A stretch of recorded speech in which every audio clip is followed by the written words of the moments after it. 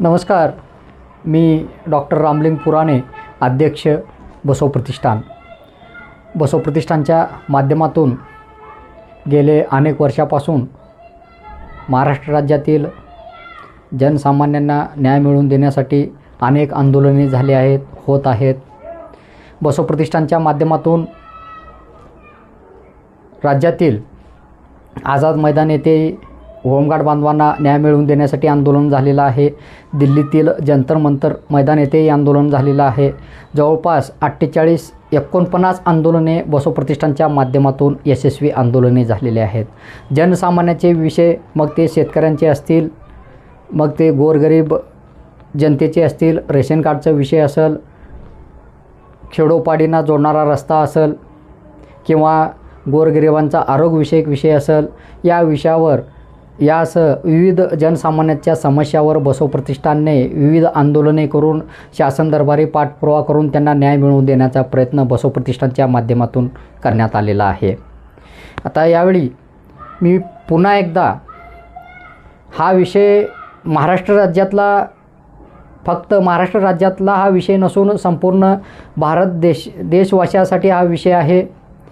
गेले अनेक वर्षापासून केंद्र सरकारकडे बसव प्रतिष्ठानच्या माध्यमातून एक पाठपुरावा केला जात आहे. शासनाला वारंवार सांगितलं जात आहे की देशामध्ये सुशिक्षित बेरोजगाराचा प्रश्न वासून आहे. त्याचबरोबर शेतकऱ्यांचे विषय प्रलंबित आहेत, महागाईचा विषय आहे. असे विविध जे महत्त्वाचे जे विषय आहेत, जो देश म्हणजे शेतकऱ्यावर हा देश अवलंबून आहे. भारत हा कृषीप्रधान देश आहे.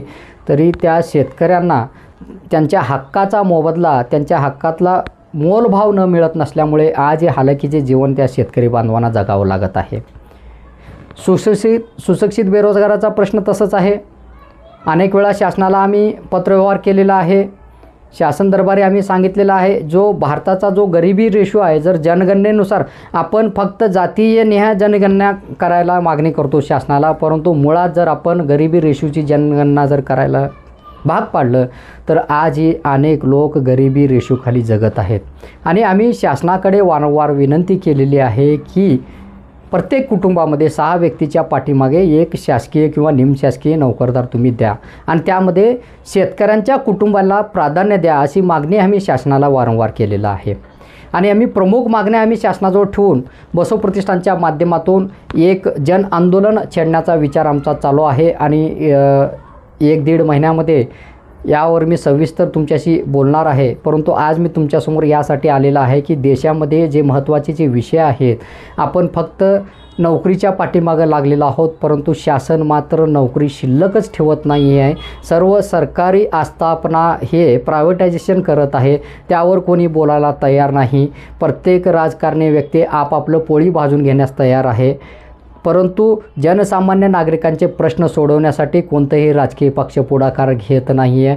फक्त निवडणुका आलं, मतदान आपल्या पदरात कसं घ्यायचं, लोकांना परत हाय त्या पोझिशनमध्ये कसं ठेवायचं, हे रणनीती राजकीय लोकांकडून आखली जाते. परंतु जनसामान्य माणसांचे प्रश्न सोडवण्यासाठी कोणतेही राजकीय पक्ष पुढाकार घेत नाही. आता सध्या जे चालू आहे ते सरकारसुद्धा गेल्या 10 वर्षापासून सुशिक्षित बेरोजगार असेल किंवा शेतकऱ्यांचे विषय असतील. आता शेतकऱ्यांच्या विषयामध्ये शेतकऱ्यांचाच पैसा म्हणजे आपलाच पैसा जो शासनाकडे करच्या माध्यमातून जातो किंवा विविध उत्पादनाच्या माध्यमातून शासनाकडे जातो, तोच पैसा शासनाकडून आपल्याला भीक मागून घ्यावा लागतं. वेळेवर शेतकऱ्यांचा विमा बँकेत जमा होत नाही.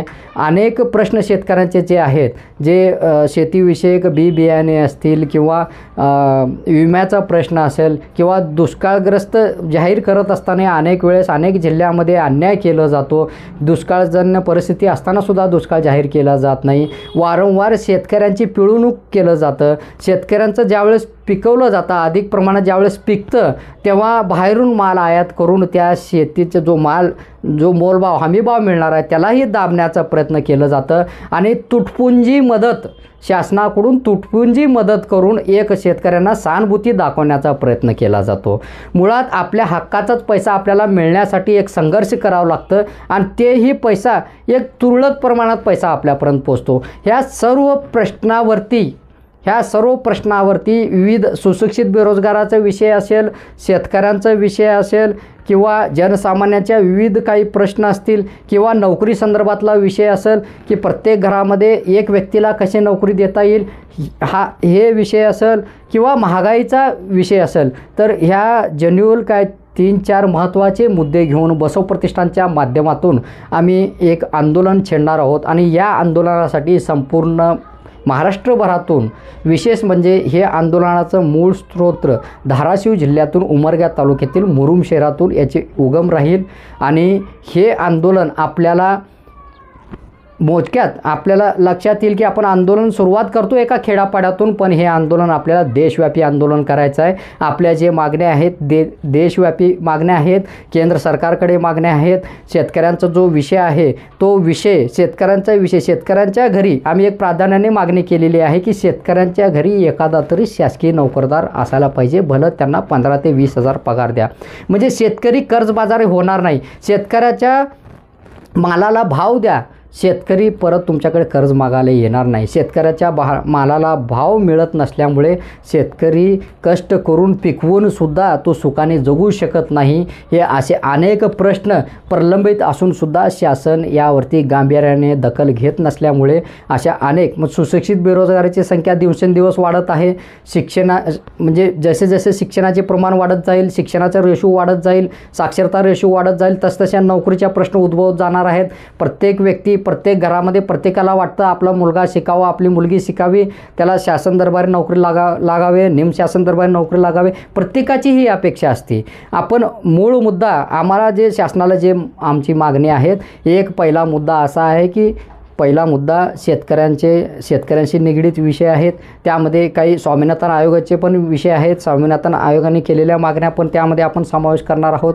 दुसरा मुद्दा आहे सुशिक्षित बेरोजगारांना काम मिळावं. आता यात यात शासन परत आपल्याला संभ्रमात टाकण्यासारखं आहे की आम्ही विविध माध्यमातून, मुद्रा बँकेच्या माध्यमातून, ह्या बँकेच्या माध्यमातून लोन देऊन सुशिक्षित बेरोजगारांना बिझनेस उभा करण्यासाठी प्रोत्साहन दिलेलं आहे, परंतु बँकामध्ये चकरा मारूनही लोन देत नाहीत. ही परिस्थिती या भारत देशाची आहे. फक्त योजना कागदावर दाखवले जातात, ठराविक काही लोकांना ह्या योजना दाखवले जातात आणि बाकी बँकामध्ये अशी परिस्थिती आहे. बँकामध्ये तुम्ही माहिती मागायला गेला की तुम्ही आतापर्यंत किती लोकांना मुद्रा योजनेअंतर्गत लोन दिलं, त्याची माहितीसुद्धा बँक देत नाही, हे माहितीच्या अधिकाऱ्याला नाही अशी बँक सांगते. मग मुळात समजायचं कसं की किती लोकांना आतापर्यंत या लोकांनी लोन दिलेलं आहे, किती लोक या मुद्रा बँकेच्या माध्यमातून स्वतः म्हणजे आपली प्रगती केलेली आहे.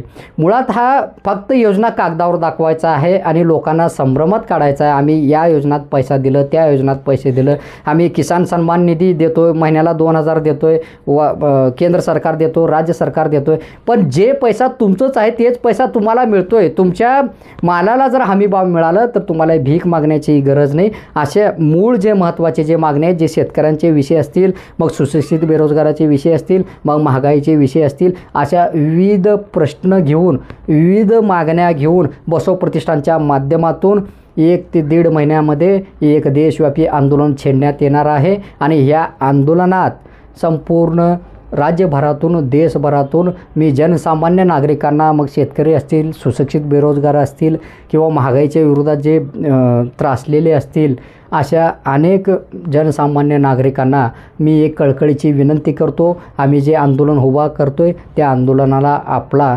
सहकार्य हवा आहे आणि हे आंदोलन आम्ही 1 ते 1.5 महिन्यात धाराशिव जिल्ह्यातून हे आंदोलनाची सुरुवात करणार आहोत. आणि माझा हा जो व्हिडिओ आहे, ही जे मी आत्ता जे काही तुमच्याशी बोलतोय, हा व्हिडिओ महाराष्ट्र राज्यात, देशभरात प्रत्येक कानाकोपऱ्यात पोचवावा आणि आपल्या आंदोलन बळकट बनवावा. यामध्ये आमचा कोणतेही राजकीय स्वार्थ नसून एक बसव प्रतिष्ठानच्या माध्यमातून गेल्या अनेक वर्षापासून निस्वार्थपणा आम्ही समाजसेवा देत आहोत. आमची इच्छा आहे की यापुढेही मोठी समाजसेवा जनसामान्यासाठी उभी करावी आणि जनसामान्याचे प्रश्न सोडवण्याचा प्रयत्न आमच्या माध्यमातून, फुल ना फुलाची पाकळी या माध्यमातून आम्ही सोडवण्याचा प्रयत्न करत आहोत आणि त्याला आपलंही सहकार्य राबवून आमचे हात बळकट करावे ही विनंती. धन्यवाद.